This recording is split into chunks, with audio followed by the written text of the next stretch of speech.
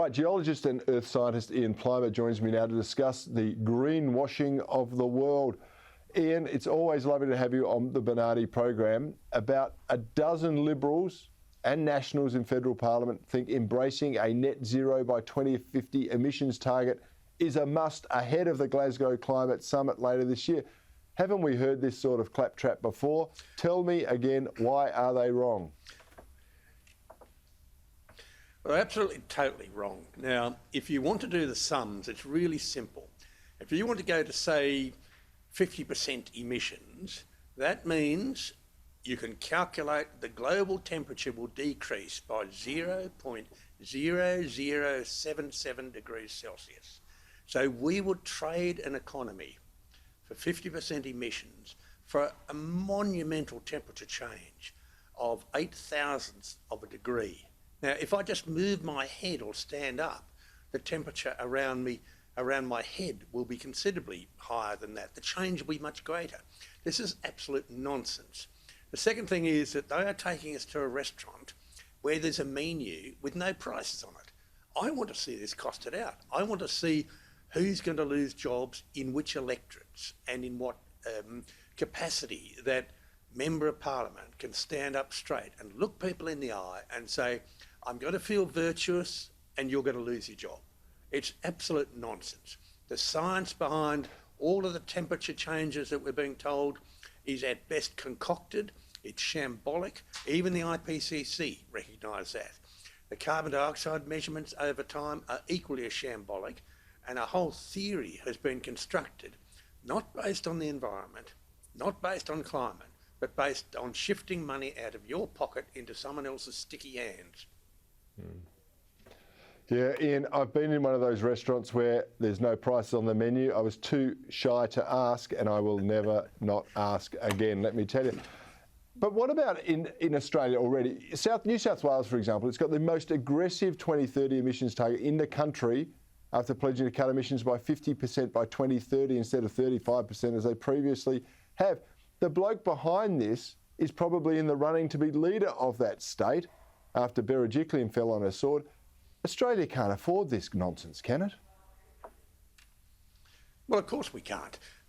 We are an exporter of energy, and that energy is embedded energy in aluminium, embedded energy in zinc and copper. We export that, yet we get penalised for using our coal and our gas to provide someone else with a commodity that they use and suffer no penalty from. We export food for 80 million people. So I think the very best way is to put this to a test. And let's have the farmers go on strike just for a month. Farmers will deliver no food to the cities. That is the way it will be with 50 or 100% net zero. There will be no transport of food. So let's do it now. Now, we have people panicking. If there's a shortage of something or they go running out and buying truckloads of toilet paper, give them a month with no food coming in from rural Australia. You couldn't get it in by aeroplane because most of them are not flying. You couldn't get it in by ship because they're too slow. Give them a taste of what net zero will be like. Now, we're seeing that already in Germany. Germany's put itself in a position where they're dependent upon Mr. Putin for gas and Mr. Putin for coal. England's put themselves in the same situation. And if you can pray to the right God when COP is on, pray that there'll be a big low-pressure system over the North Sea when COP is on. And that means there'll be no wind. That means they'll freeze and have no lights in Glasgow for what I call Flop 26 rather than COP 26. And you know what? Even in China, where they're boycotting Australia's coal, they're having massive electricity problems and problems because and blackouts because they can't get our efficient thermal coal for their generators. But let me put this to you, and I've got a minute here. If the government can sign up to a meaningless mission which no one will really care about in the current parliament, and the price of that is that we can actually exempt farmers, manufacturers and miners, but we've got to have nuclear energy, is it worth it? Well, I suspect you could sign up to that as long as you're signing something that says, oh, darling, I'm going to love you in the morning. because I see this as a wonderful mechanism of having fully fledged nuclear in this country, especially in our state, Cory, where we have the world's biggest uranium deposit. It's just sitting, waiting to develop. Nuclear reactors in rural areas, to have these modular reactors, and to have a full cradle-to-grave nuclear industry.